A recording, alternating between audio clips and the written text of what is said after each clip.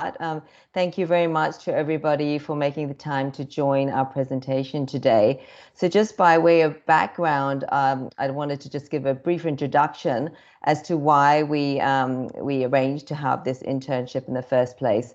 So I'm sure many of you appreciate that, energy is a sector where we've seen increasing effort and success to mainstream gender, but relatively speaking, it's still probably one of the sectors that's lower in terms of the proportionality of projects that achieve higher gender mainstreaming project categorization.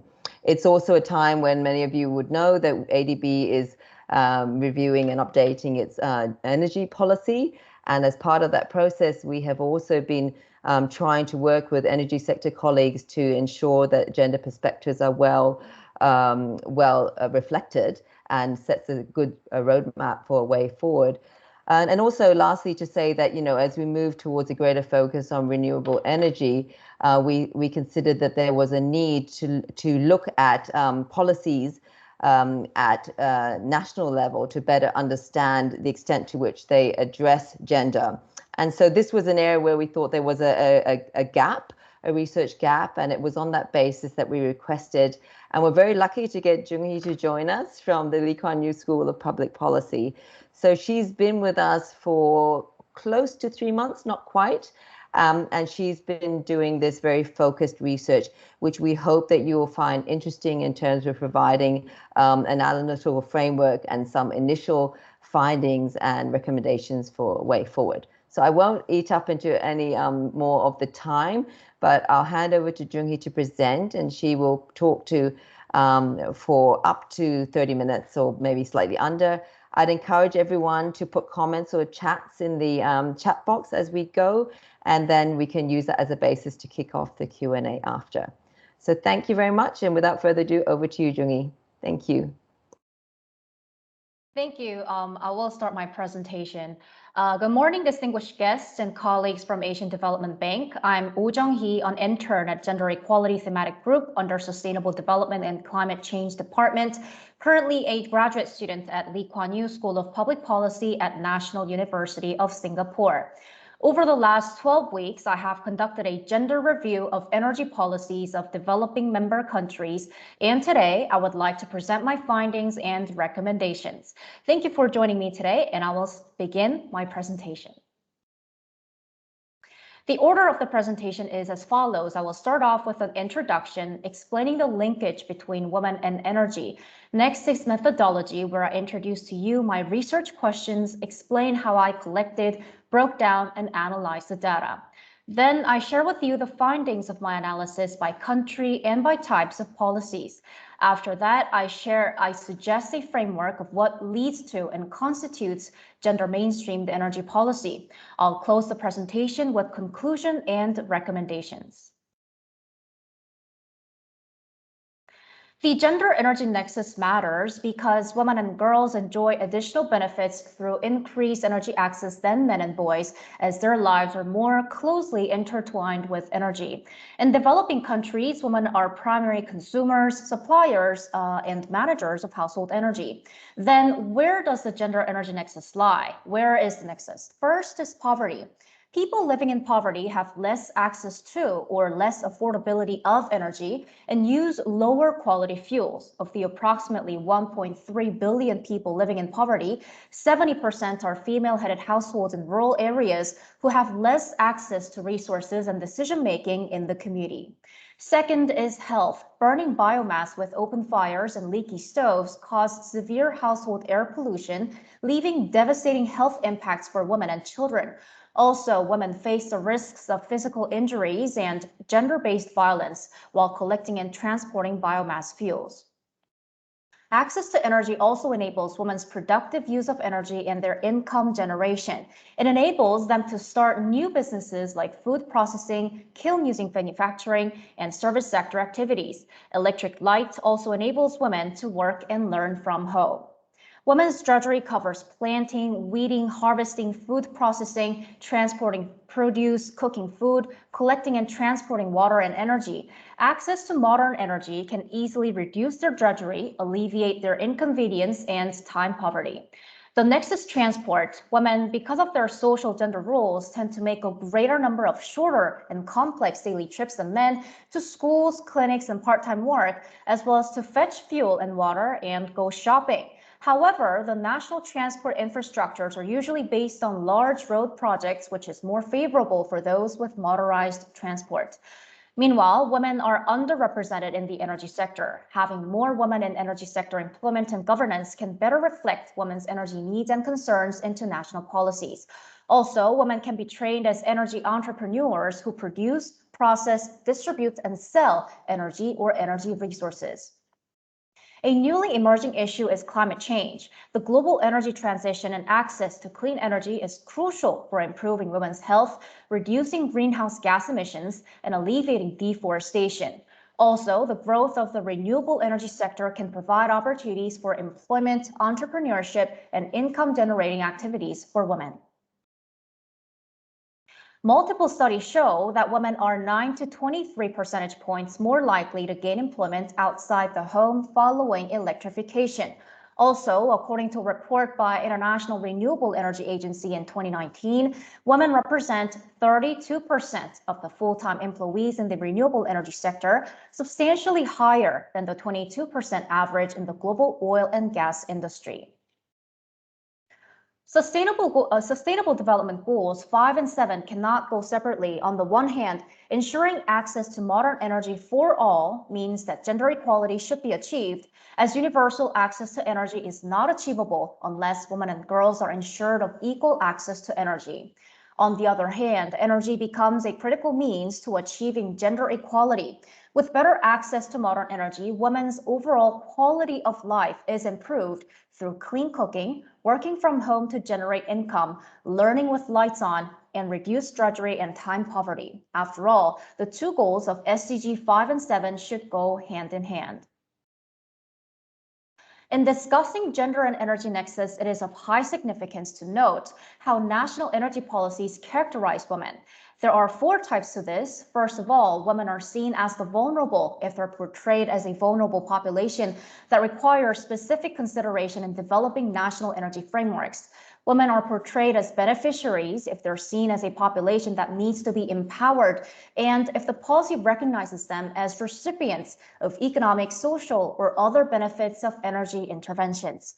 Women are seen as stakeholders if they're regarded as a population to be consulted with in terms of household energy consumption and national energy sector decision-making. Lastly, we say that women are portrayed as agents of change if the policy calls for integrating women in all levels of energy value chain and describes them as driving changes in the energy sector. Efforts to address the gender dimensions of energy begin with recognizing the gender inequalities in the sector. However, it is crucial to shift the narrative from seeing women as just a group to be protected or empowered to those who can participate and drive changes in the sector. With that as the background, now I would like to explain to you how I conducted a gender review of energy policies of the ADB's developing member countries. 5 countries were chosen for this study: Bangladesh for South Asia, Fiji for the Pacific, Mongolia for East Asia, Pakistan for Central and West Asia, and the Philippines for Southeast Asia. The study sought to answer the questions of, first, how do countries understand the gender energy nexus? Second, how do countries address gender considerations in their national energy frameworks? And third, how do countries highlight energy as a sector for women's empowerment in national gender frameworks? The countries were chosen in accordance with how much emphasis the ADB puts on developing the energy sector in the country, as well as the availability of data in English. This was a desk review of national policies, and I did not conduct any interviews. Because the study's objective was to see how countries' energy policies were gender mainstreamed, the study did not cover ADB's 8 energy projects in these countries. For the analysis, I collected national policy documents, national development plans, energy frameworks, gender equality frameworks, and international commitments. But for additional research, I did look at ADB documents such as country partnership strategies and country gender assessments, gray literature from other institutions, and peer-reviewed research papers.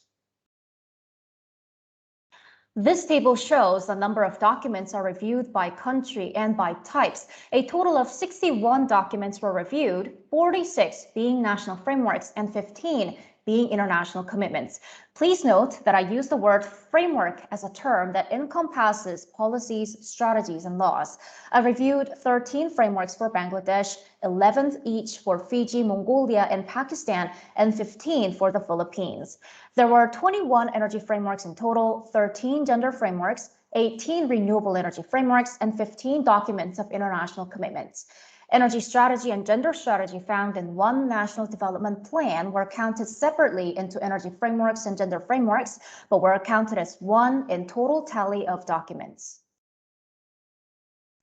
The key in analyzing both energy and gender frameworks of countries was to see if there were any interlinkages they make with gender or energy respectively. In other words, the aim was to see whether the country's energy frameworks incorporate gender equality considerations, while their gender frameworks see the energy sector as an area where further women empowerment needs to take place. To do that, the assessment borrowed the IUCN's Environment and Gender Information Methodology. For energy frameworks, I searched gender-related keywords, gender, sex, female, woman, women, girl, equi, and equa. And for gender frameworks, I searched energy-related keywords, energy, power, and elector to count their mentions and analyze the context of how gender-energy nexus was discussed. The energy policies that had one or two light mentions of women or gender were not analyzed deeply than to note what these mentions said.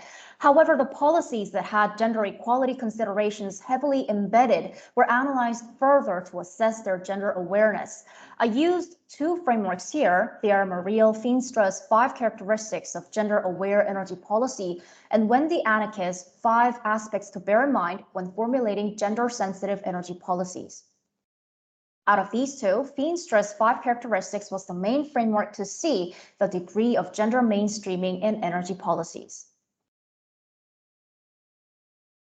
Using Feenstra's 5 characteristics of a gender-aware energy policy, I evaluated how the country's energy frameworks first commit to gender mainstreaming as a guiding principle, second, stipulates women's participation in the policymaking process, third, use or call for using sex-disaggregated data to track progress, fourth, recognize women's roles and needs in energy provision and use, and fifth, identify gender as a cross-cutting issue and understand energy demands from women. Please note that this framework was used in analyzing the energy frameworks only and was not applied when analyzing gender frameworks. Also, to see if the energy policies are gender sensitive, I borrowed Wendy Anike's 5 aspects to consider when formulating energy policy in a gender sensitive way. They are access, availability, affordability, security, and sustainability.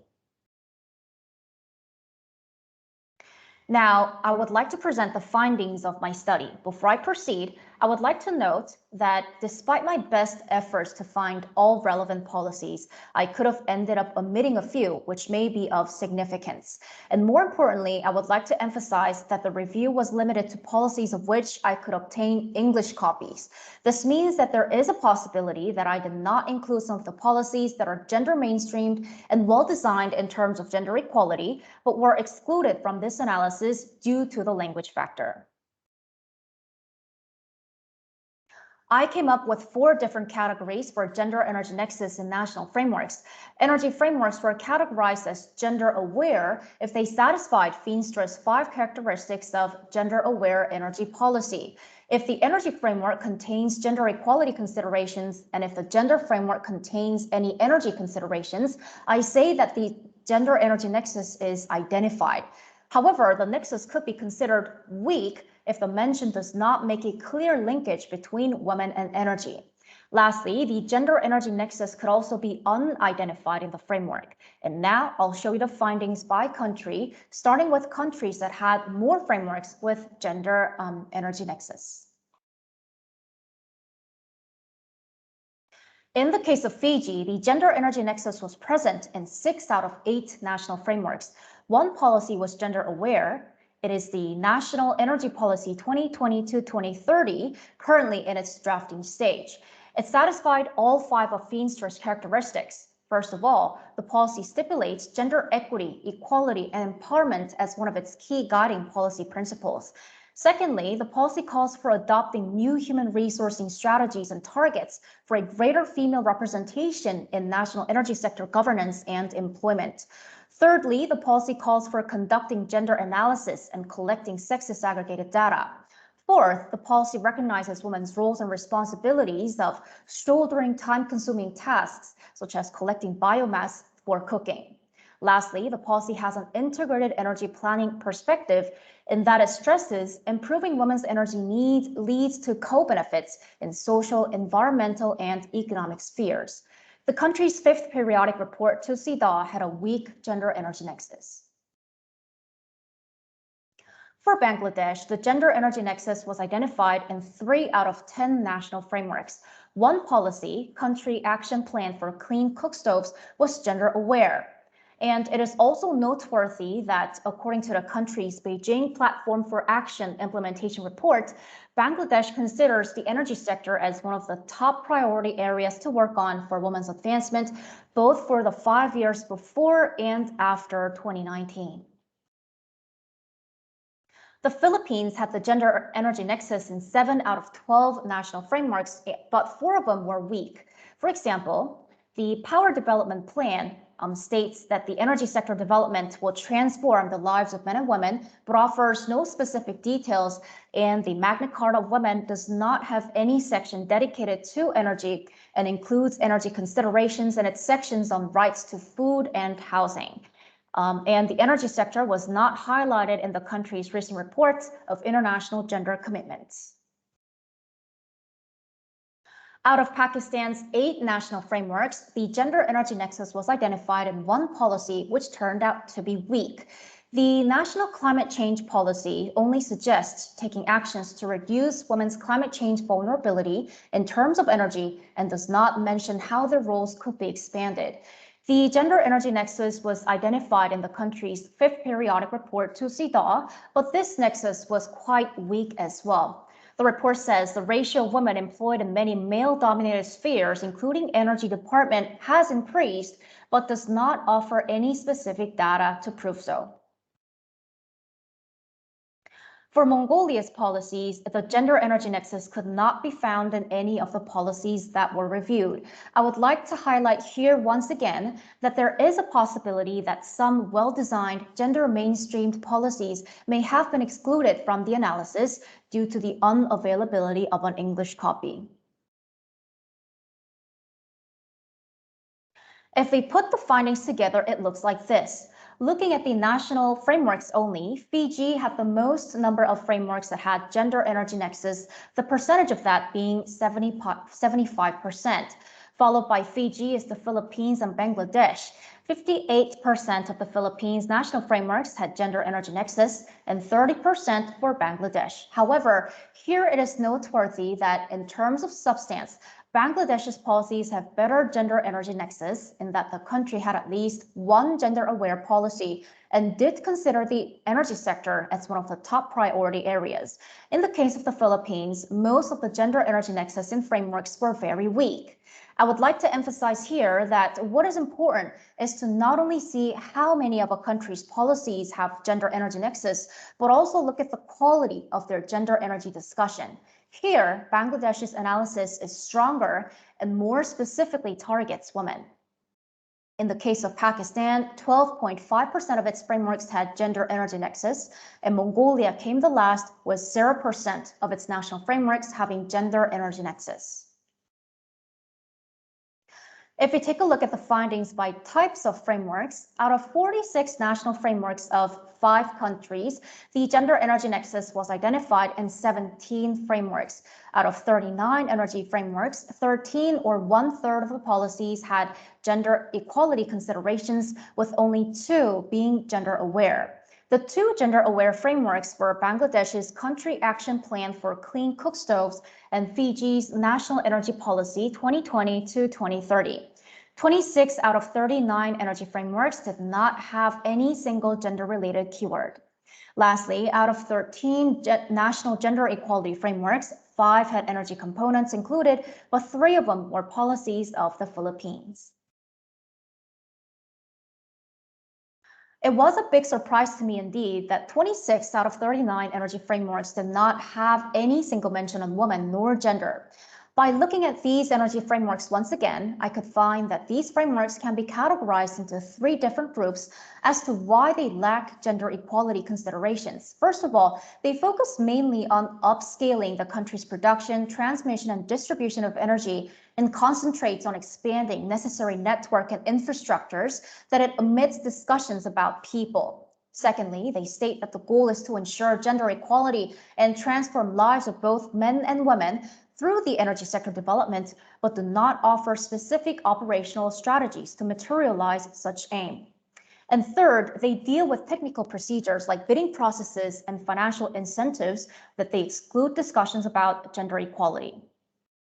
All in all, they were mostly gender neutral. These energy sector frameworks were designed in a gender neutral way, where policymakers believe that the benefits of the sector development will return equally to men and women, and concentrate largely on securing infrastructures, resources, network, and market mechanisms to develop the sector. However, consequently, they completely lack mentions about people who use energy and participate in the sector to produce energy.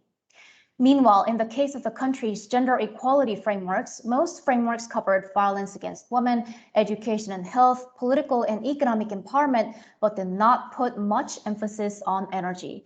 In the Beijing Platform for Action implementation reports the country submitted in 2019, most countries excluded energy sector from their top priority areas for 5 years before and after 2019, except for Bangladesh. This means that countries mostly have the tendency to miss the energy sector as where women's empowerment and advancement need to take place. Now that we have taken a look at what energy policies are like in reality, this brings us to the next question. How would an exemplary model of a gender mainstreamed energy policy look like? What features or elements within an energy policy make it a gender sensitive energy policy? Here, I would like to suggest a framework.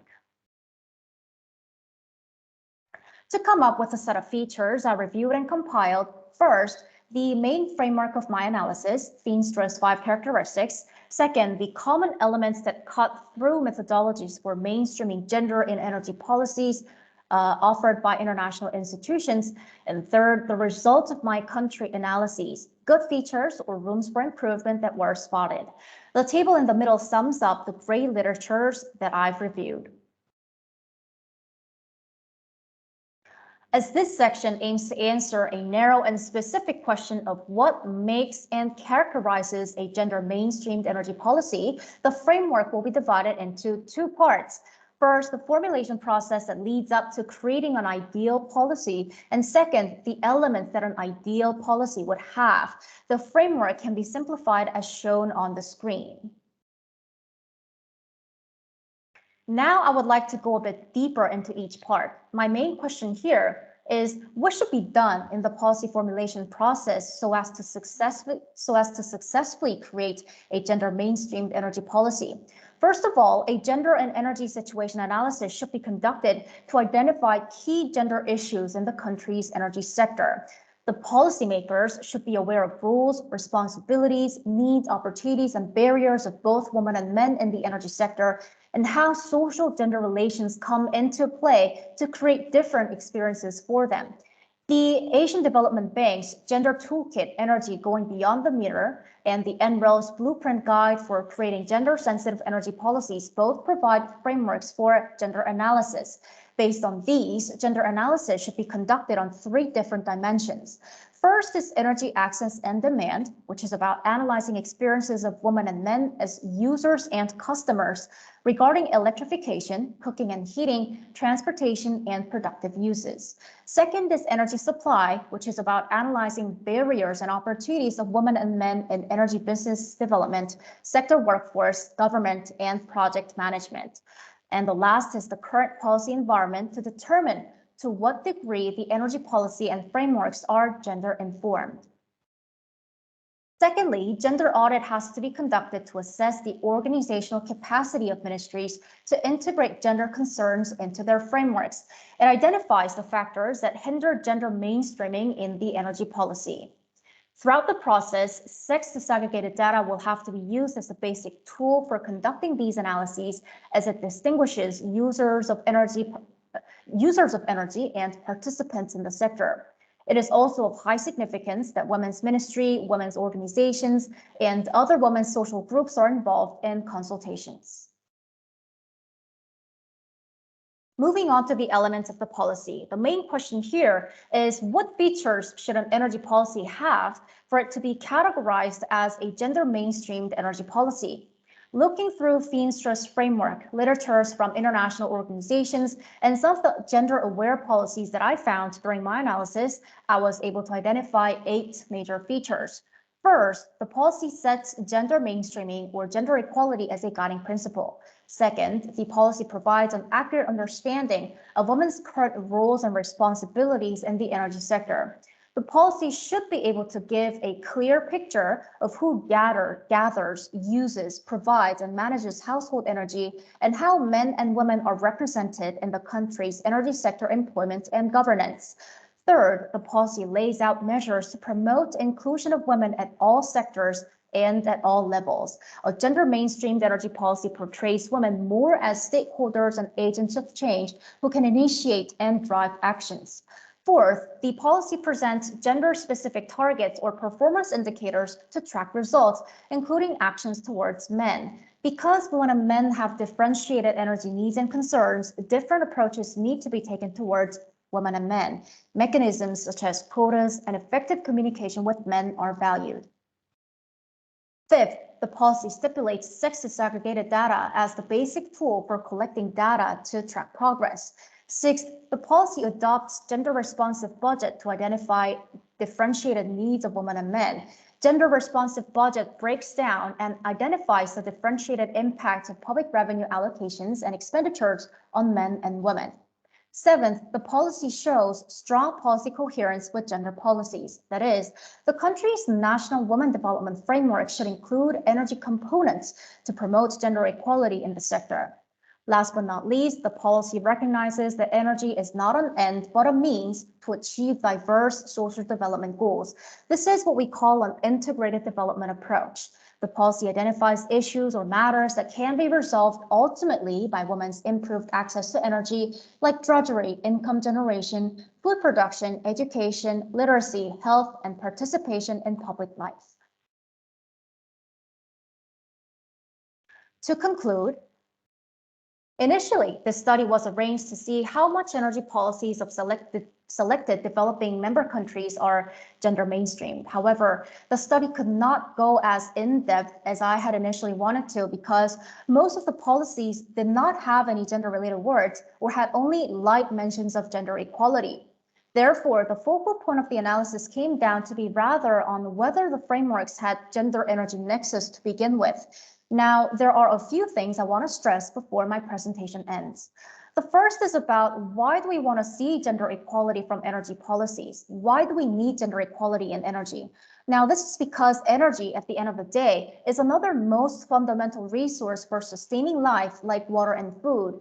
It also provides the basic utilities for education and health services, economic activities and transport, all of which are just so closely intertwined with everyone's daily life. However, as we have seen through the policies of these countries, energy is still largely seen from the technical perspective, and the social development aspect of it is still not being captured by most of the energy frameworks. That is, there is a clear lack of discussion on people who use energy and participate in the energy sector.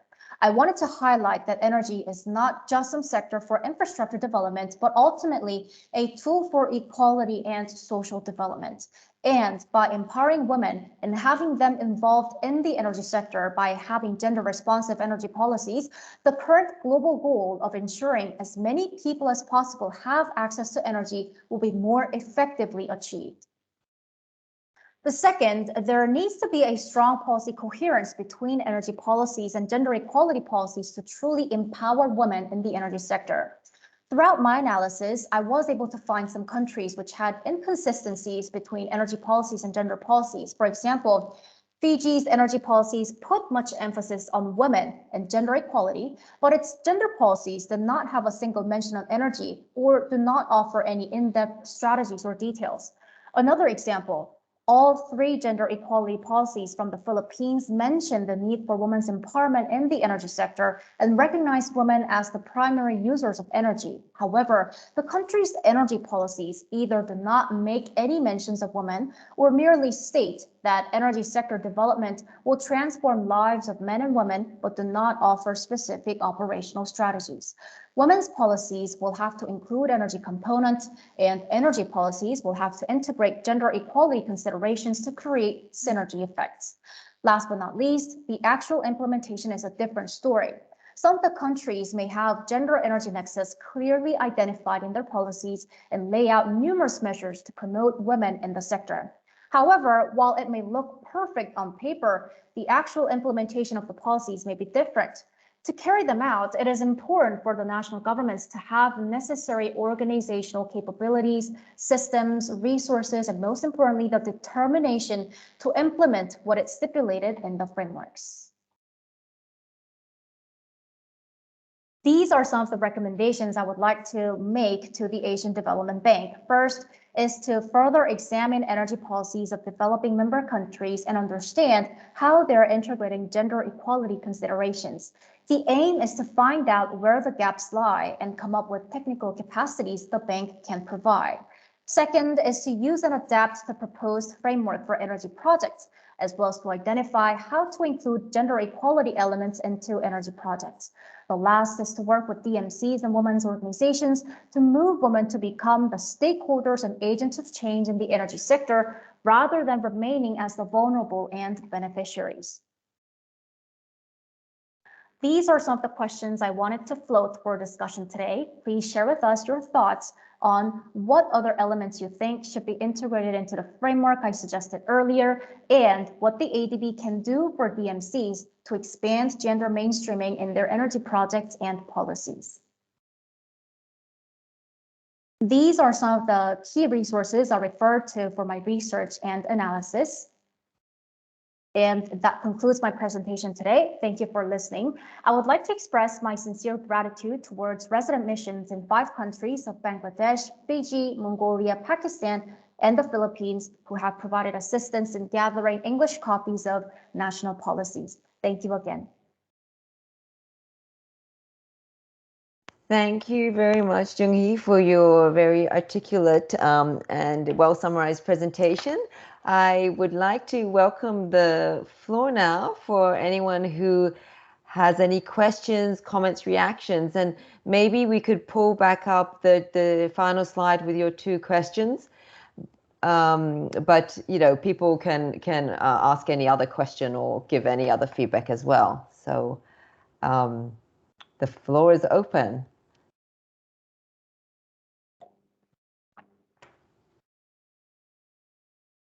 Silence. I hope that means everyone's thinking about it.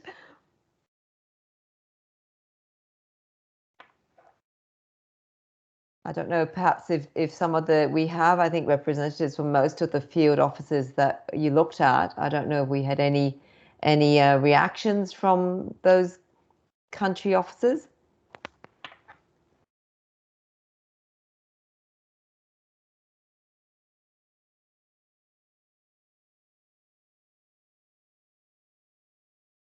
Energy specialists, gender specialists in the room. Sorry, Samantha, maybe I can make a quick comment Sure. From Fiji. I don't Please do. actually really have a question or much to add, but I just want to, to say actually I was quite surprised to see that Fiji came out quite pleasantly surprised that it came out quite well in the in the findings, and of course we look forward to seeing how we can further strengthen the gender elements in the policy in Fiji through our engagement with the government. And I just wanted to acknowledge that the team had been very flexible. We were dealing with some draft policies, and it's always difficult when we deal with drafts, which may be in various stages of writing, as opposed to some of the earlier approved documents. So it's really just my appreciation to Jung-hee and to the whole team from your group on how you've worked with us, and yeah, congratulations on a good presentation and some really interesting findings. So thank you very much. Thank you very much.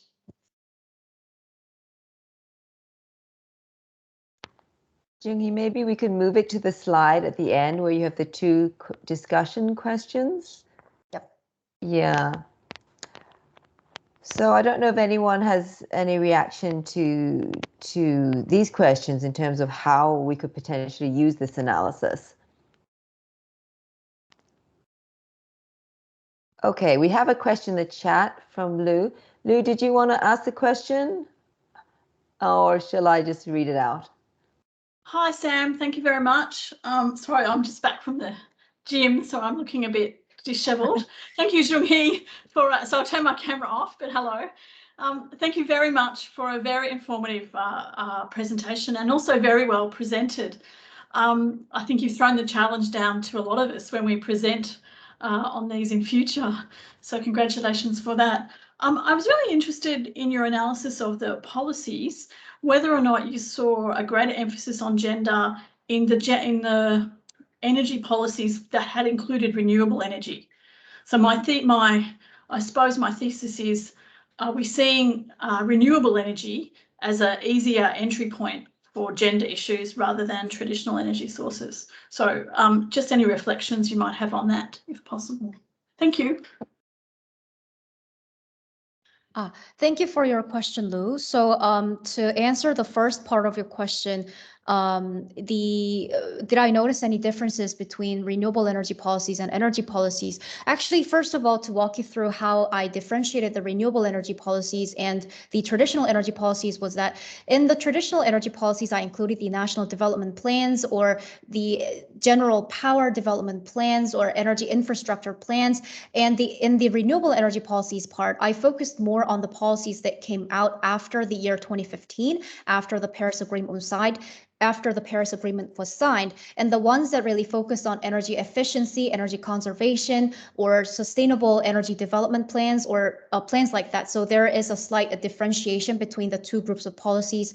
And also, was I able to notice some differences between these two energy policies? Yes, I think I have been able to notice maybe not big differences or not clear, but there were subtle differences. For example, the renewable energy policies, or the ones that focused on green development, would rather say something like come up with employment opportunities for women in green employment, or come up with what we're employing women as energy entrepreneurs. Or for example, when we in expanding the electrification to the mini grids or to the rural areas, training women to serve in the community as energy managers or things like that. So in the current discourse in the gender energy nexus arena, we definitely say that there is a greater entry point for women to enter the renewable energy sector because it's a newly rising sector and can definitely offer more employment opportunities for women. And I could notice that in the country's energy sectors as well, because obviously women are more involved in terms of household energy consumption, which means that they can work more on energy efficiency, and they can also be trained as community energy managers. So hope that answered your question. Thank you. Sure, thanks very much. I see Declan has his hand up. Declan, go ahead. Good morning. First of all, big thanks for all the work that you've put in. I think it's great what you've been able to put together in just a few months, and it's certainly a good sort of I suppose indication to us of sort of what you've been able to do and sort of how much work you've been able to put together. So huge congratulations. And I echo what other people have said. I think you presented very clearly and very well. So I think this will be a very, very useful resource. I think, so I was obviously very, very interested in the findings. And obviously one of the challenges that we'll all remember that we had as well was sort of identifying and finding the right policies in Mongolia. So I think what it does do for us is it sort of definitely opens a question as to there's a lot more work to be done. I think I was very interested in your slide 25 as well, or 24, 25. I can't remember when you talked about what some of the frameworks look like in terms of what they laid out and in terms of whether they were laying out more technical procedures, or it was a focus on sort of the higher level production transmission, I think you mentioned, and whether that was one of the explanations why some of this is not sort of well articulated. But I think what I would, just to sort of give you a sense of how we're thinking about energy in Mongolia. So one is we do have a very experienced outposted staff coming into Mongolia hopefully shortly. And Shannon, actually I see Shannon's online and she's got her hand up as well, so she'll be able to come in with much more sort of specifics.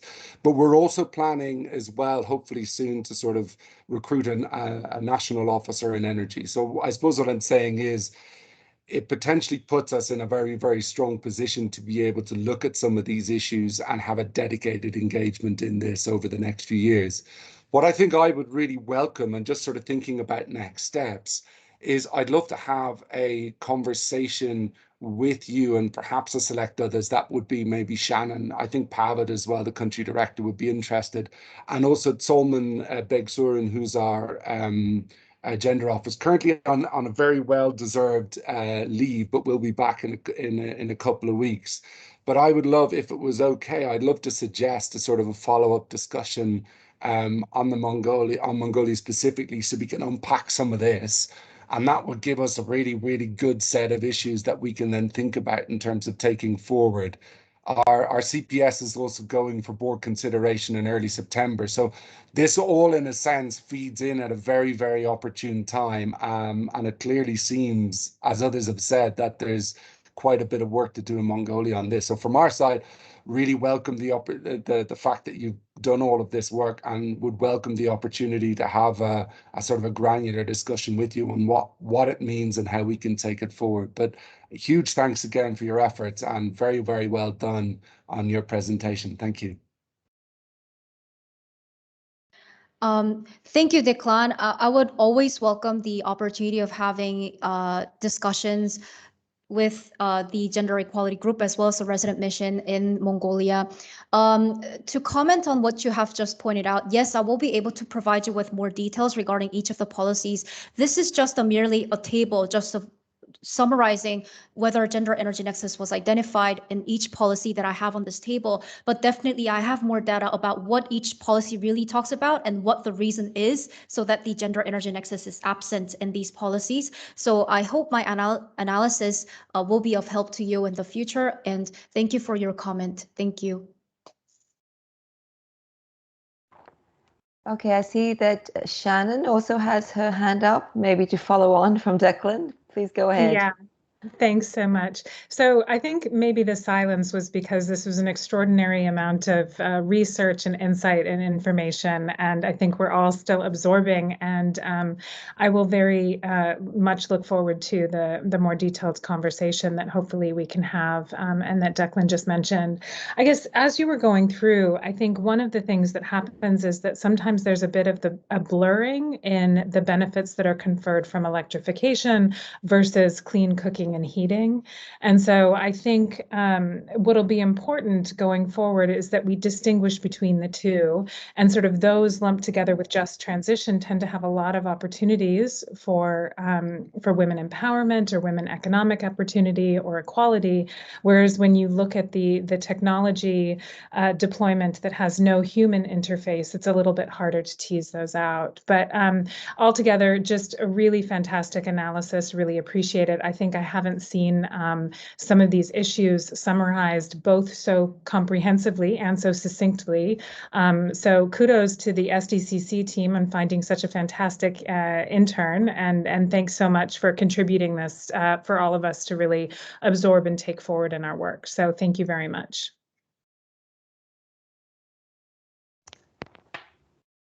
Thank you for your comment, Shannon. Just to comment on what you have just commented, that is true. There needs to be a clear distinguishing between the the general electrification and the clean cooking policies, what I have noticed is that countries usually have policies on their own, specifically on clean cooking, and those are the most gender-aware policies, which means that it seems like they design clean cooking policies and they think, okay, this is specifically for women. And then other electrification or other power-related policies do not really deal much with women. So it seems like there is a bit of maybe a clear distinction between these two policies from the country's perspective, but still in the general discourse, it seems like there isn't. So thank you for pointing that out, and I hope to speak to you later. Thank you.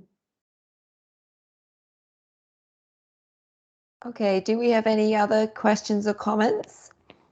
I mean, while we're waiting, just in terms of time frame for Jung-Hee's formal internship, she has to finalize her actual report and this presentation deck by the end of the week.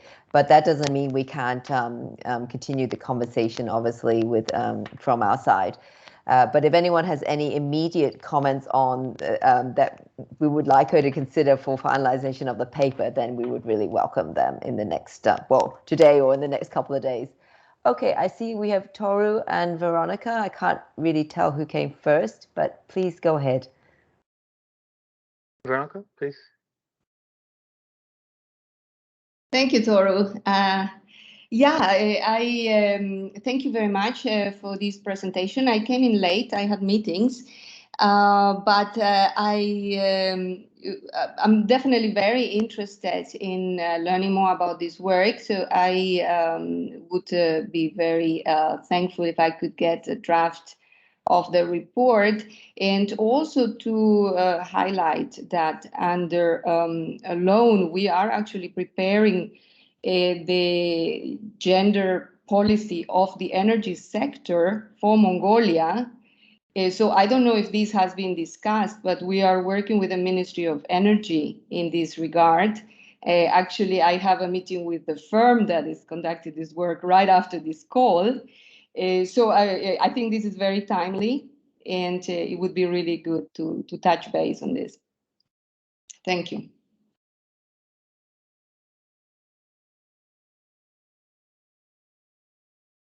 Go ahead, Toru. Sam, yeah, thanks. Jung-Hee, just echoing Shannon, that was really fantastic, and thank you so much. It had the academic rigor, and you covered the caveats very well. It's just super professional, and thanks to Sam and Zani and everybody with the gender team.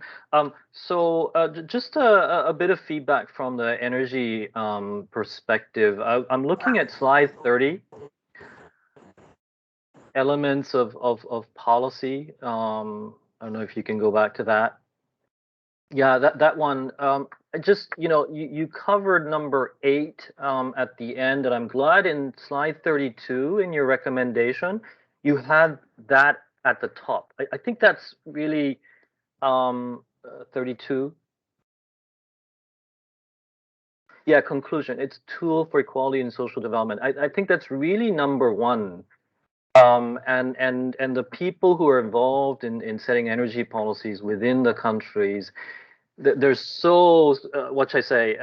Many of them have a very narrow perspective about energy. They want to achieve 100% electrification, for example, but it's really a means, not an end. And so I think in slide 30, I know it's not in the order of priority, but 8 is super important. Number 1 is a bit of a high bar to expect the energy policy setters in the countries to have gender mainstreaming, gender equality as a guiding principle. I think number 8 is a guiding principle. I think that's quite reasonable to ask. And if you're looking at, social development goals and addressing inequality and focusing on the vulnerable and what's necessary and empowering, those would be the guiding principle, with gender equality as a big pillar of that.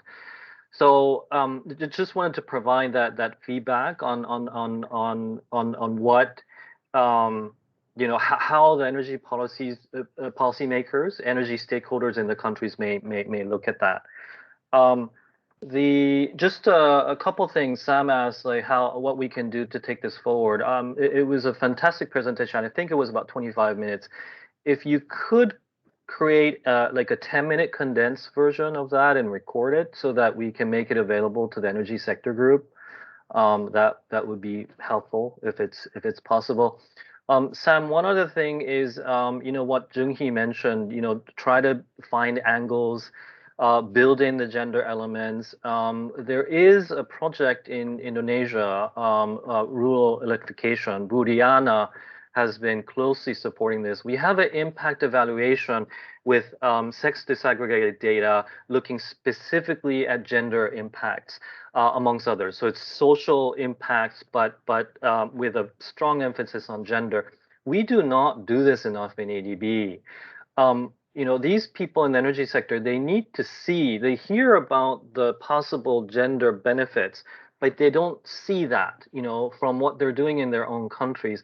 World Bank did a very good impact evaluation in Vietnam over a 10-year rural electrification program. But still, we've done some impact evaluation in Nepal, but there was no solid baseline data. We have to have a very credible longitudinal impact evaluation with sex disaggregated data so that people can really see with robust, quantitative and qualitative analysis. Then we can use that to get their buy-in. So if Sam, I think, together, if you can help these impact evaluations that actually make the impact, the benefits visible, that's more of a long-term effort, but that could be really helpful. Thank you.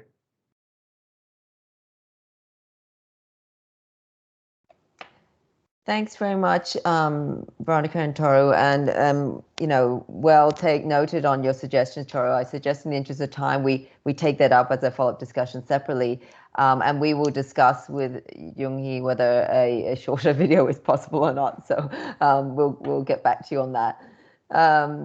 But we have about maybe 5 more minutes or so. If anyone has any other last comments. Or Jung-hee, would you like to give a reaction to the last? Claire's got a question. Maybe we can take Claire's and then you can respond. Thank you. Go ahead, Claire.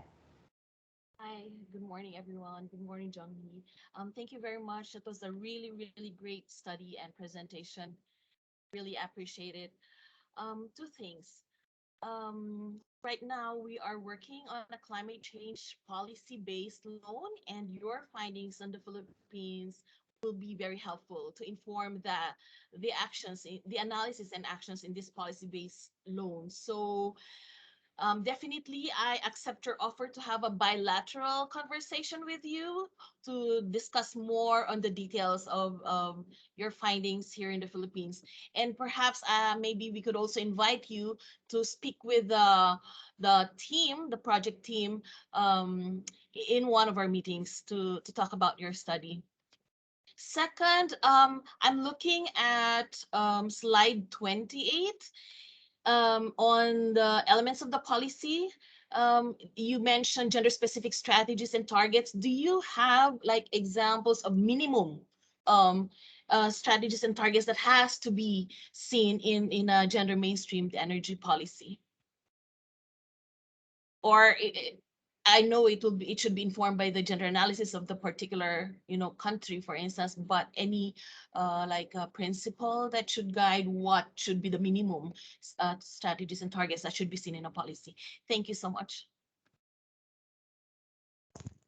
Thank you for your question, Claire.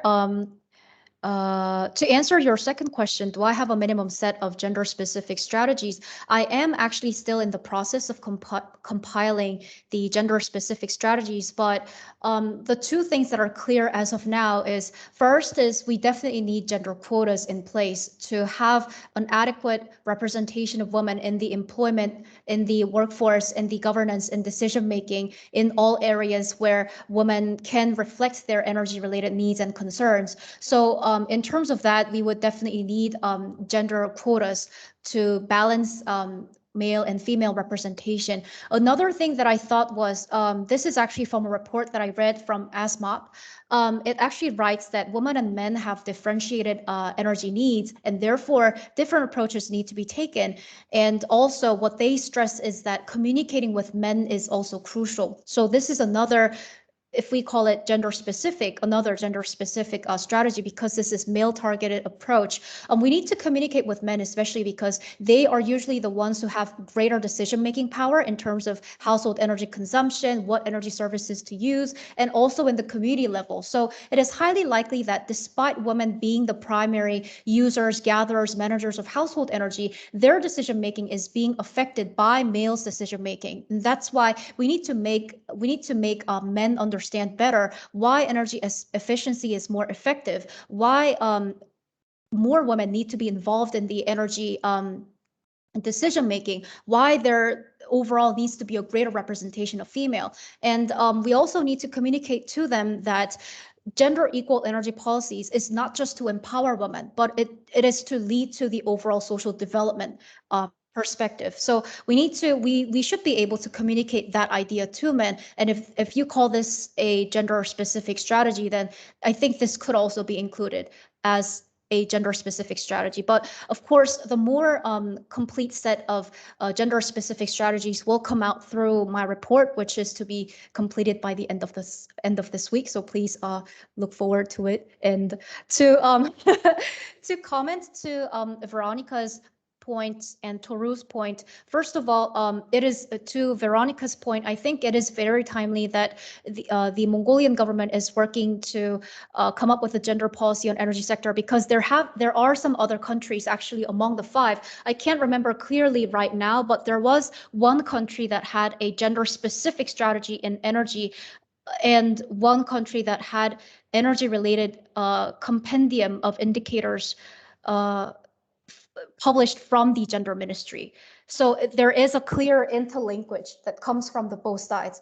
Gender ministry talking about energy components, while energy department talking about the gender strategy. So there was a clear interlinkage, and I thought that rather made it very strong. So maybe this is something that is of high value. And another point to Toru's comment, I would like to appreciate your comment because definitely what you mentioned is rooms for improvement regarding my framework. Thank you for pointing that out. And obviously, I do agree with your point that the energy being the tool for equality and social development, that is definitely the most important guiding principle. And I definitely agree with you. I will work on that front to make this framework a bit more complete. Thank you for your comment.